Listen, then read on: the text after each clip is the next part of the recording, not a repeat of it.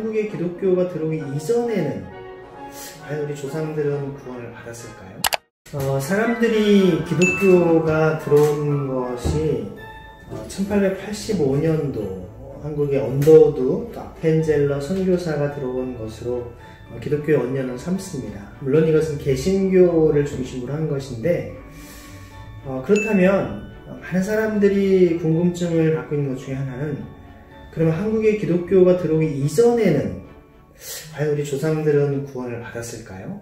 라는 질문을 합니다. 단순히 예수를 믿지 않았기 때문에 우리 모든 조상들을 다 지옥으로 보낼 수밖에 없는 그런 얘기를 들었을 때 누구나 반감이 생길 수밖에 없는 것 같습니다. 그렇다면 바로 기독교의 어떤 복음이 전래되기 이전에는 과연 구원의 문제를 어떻게 우리가 봐야 될 것인가? 아니, 조금 더 본질적으로 보면, 그럼 2000년 전에 이스라엘 땅에 예수라고 하는 인물이 이 땅에 와서 구원자가 됐다고 하는데, 그럼 그 이전에, 예수님이 오시기 이전에는 그럼 과연 어떻게 구원받았는가, 이런 고민을 해볼 수 있습니다. 오늘은 첫 번째로 그러면 우리나라의 어떤 기독교 복음이 전래되기 이전에는 과연 어떻게 복음이 됐는가, 그 부분을 좀 생각을 했으면 좋겠습니다. 보통 기독교 역사를 이야기할 때, 제가 교회사 교수로서 역사에 대한 것을 이야기할 때는, 역사는 항상 역사를 이야기하는 사람 혹은 그것을 기록해 놓은 사람들의 입장이 반영이 되어 있습니다. 사실 역사적으로 그 이전에도 많은 그런 기독교 복음이 들어온 근거들이 있습니다. 제가 몇 가지를 한번 여러분 소개를 해보면, 1866년 9월 달에 영국의 로버트 토마스라고 하는 선교사가 처음으로 이제 한국에 들어왔죠.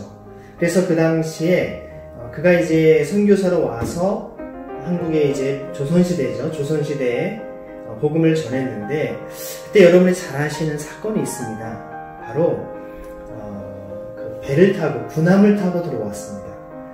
그 군함 이름이 바로 제너럴 셔먼호죠.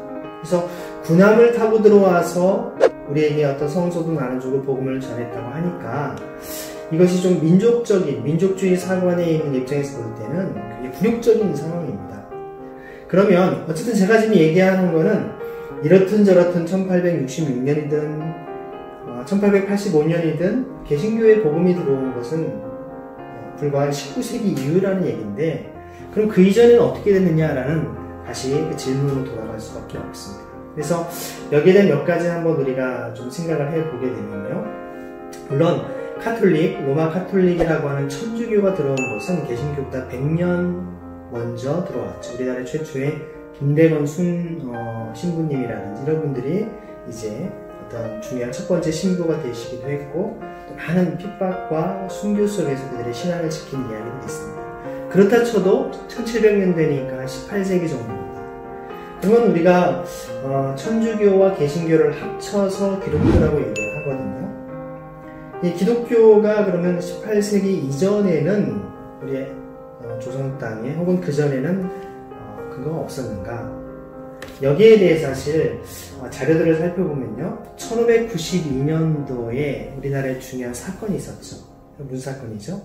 네, 바로 임진왜란이 있었습니다. 임진왜란 당시에 정말 전국이 굉장한 전란으로 고통을 당하는 시기에 실제 자료를 보니까 교회사 역사에는 이런 기록이 있습니다. 세스페데스라고 하는 신부가 이제 일본에 선교사로 와 있었는데, 이 세스페데스 신부가 종군 신부로서 임진왜란 때 부산 땅에 왔던 기록이 있습니다. 부산 땅에 와서 그 당시에 200여 명의 사람들에게 세례를 주고, 그 중에 두 사람을 데리고 이제 일본으로 데려가서 그들이 사제죠. 신부 수업을 받아서 신부로 등록된 명단이 로마 교황청까지 올라갔다는 기록이 있습니다. 그렇게 보면 적어도 우리나라의 카톨릭이라고 하는 기독교의 복음 세례를 받은 사람까지 포함하면 벌써 16세기 말에 들어와 있다는 근거가 우리에게 있죠. 그러면 16세기 이전에는 그런 근거가 없는가? 제가 최근에 어떤 자료들을 보니까 14세기에 또 있습니다. 14세기는 언제냐면 1333년에 로마의 교황이었던 요한 22세가 고려시대 때 제27대 충수왕에게 이렇게 어떤 기록이 있다고 합니다. 왕께서 그곳, 즉 고려의 그리스도인들에게 잘 대해주신다라는 소식을 듣고 무척 기뻤습니다. 라고 하는 기록이 문헌상의 로마 교황청에서 최근에 나왔다고 하죠. 아마 이런 자료를 보면 적어도 14세기에 고려시대에도 우리나라에 기독교의 복음이 들어온 흔적을 우리는 추정할 수가 있습니다. 그리고 사실 조금 더 거슬러 올라가면 이제는 문헌적인 기록보다는 여러 가지 어떤 우리가 유물을 통해서 확인할 수 있는데 불국사에 있는 어떤 돌십자가가 발견되기도 하고요. 그리고 경교라고 하는 당나라 시대입니다. 지금 우리나라 신라시대죠.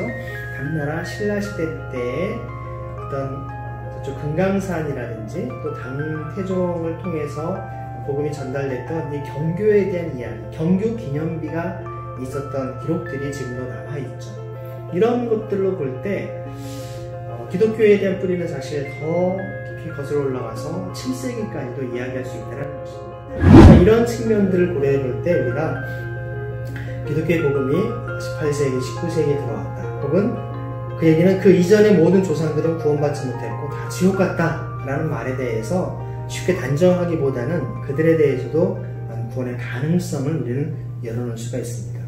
중요한 것은 기독교의 복음은 사실 그리스도 예수를 통하지 않고는 하나님께로 갈 수 없다라고 말을 하지만 하나님께서는 사실 온 인류가 구원에 이르기를 원하시는 그 주님의 마음이 있기 때문에 시대마다 역사 속에서 많은 그런 곳곳에 하나님의 사람들을 통해 구원하신 흔적들을 우리는 어렴풋이 알아볼 수가 있다는 것입니다. 그래서 우리가 쉽게 우리 조상들 다 지옥 갔다라고 말하는 것을 우리는 단정 지을 수는 없는 것이고 지금 말씀드린 대로 여러 역사적인 사건들 속에서 혹은 문헌과 유물을 통해 그런 흔적들을 추적을 해볼 수 있다고 봅니다. 그런 의미에서 중요한 것은 바로 우리가 과거의 어떤 역사적인 부분들에 대해서 쉽게 우리가 내가 알지 못하기 때문에 그런 일은 없었다라고 단정하기보다는 좀 열린 자세가 필요하지 않나 그런 생각이 들고요. 그리고 아까 처음에 말씀드린 2000년 전에 예수 그리스도가 이 땅에 오기 이전의 그런 구원 문제는 어떻게 해결할 것이냐 다음 시간에 여러분과 함께 깊이 있게 나누고자 합니다.